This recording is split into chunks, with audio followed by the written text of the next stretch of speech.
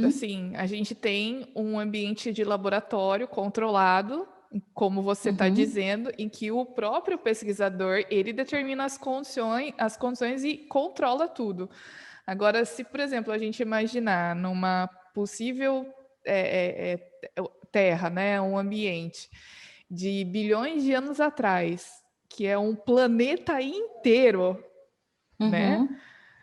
Tipo assim, quais as probabilidades de exatamente as mesmas condições que eu estou colocando aqui no laboratório foram Não. exatamente as mesmas de bilhões de anos atrás? É aí que está um problema. Eu queria aproveitar para falar com você justamente sobre isso, porque existem muitos problemas com essas hipóteses, né, a respeito Uhum. desse surgimento inorgânico. Você pode comentar para a gente os principais problemas? Eu sei que são muitos, né? Mas os principais. Bom, primeiro, né, que é isso de ter surgido espontaneamente é bem complexo, porque é, a maioria das moléculas são necessárias para formar a vida, elas não surgem espontaneamente, né? Elas precisam de uma energia, de injetar energia na reação para acontecer as ligações que precisa para formar o produto desejado.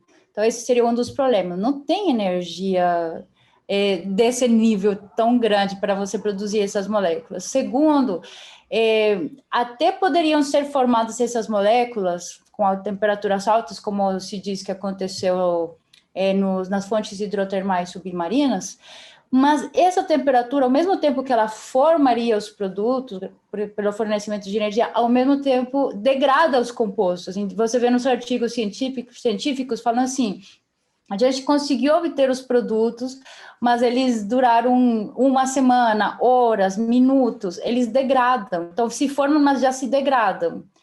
Então, esse seria outro problema, né? Nada adianta formar, mas degradou.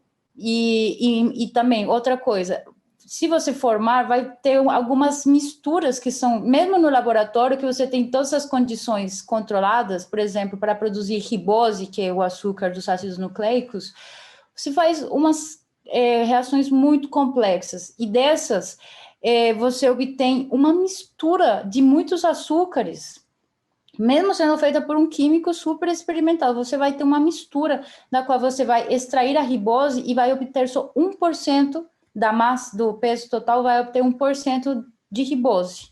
O outro é contaminação, produtos que você não queria que fossem obtidos. Então, quem que separou, né, os compostos necessários para a vida?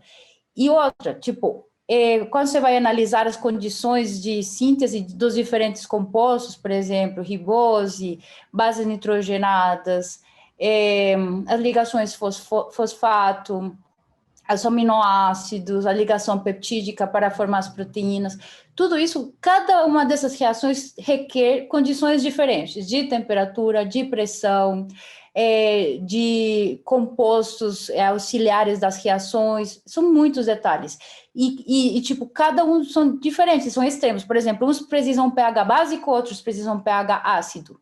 Como você vai ter tudo isso, um do lado do outro, coisas contraditórias com pH ácido, pH básico, temperatura mais alta, temperatura mais baixa, formar tudo isso num ambiente próximo e depois esses produtos serem separados e estarem suficientemente perto para serem meio que englobados por uma protomembrana, né? É bem assim, tem que ter muita imaginação e muita fé para acreditar nisso, né? Porque sem contar que esses compostos, como eu falei, eles têm um tempo de vida média muito curto, eles degradam facilmente. Então, você forma umas, enquanto forma o outro já degradou, as condições serão diferentes aqui e ali.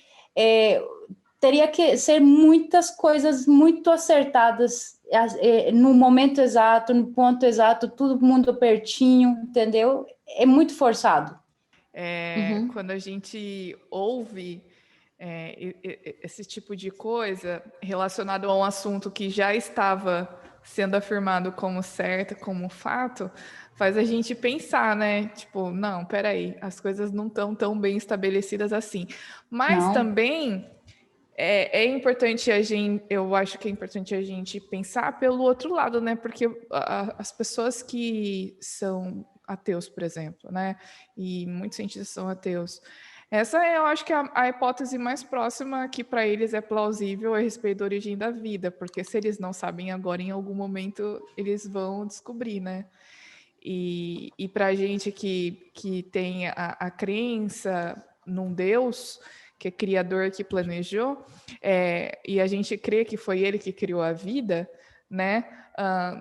Também, não, da mesma forma como você não tem como provar a origem inorgânica espontânea, a gente não tem como provar que Deus. Eu acho que tem aquele livro que o título que chama que eu não tenho fé suficiente para ser ateu, né? Tipo, para você Sim, acreditar que essas coisas tinham que ter estado em condições muito específicas, né? Na quantidade correta, na concentração correta, no lugar correto, temperatura correta, pH isso. correto. É absurdo. Não é? É muita fé que tem É que ter para muita fé. acreditar nisso, né?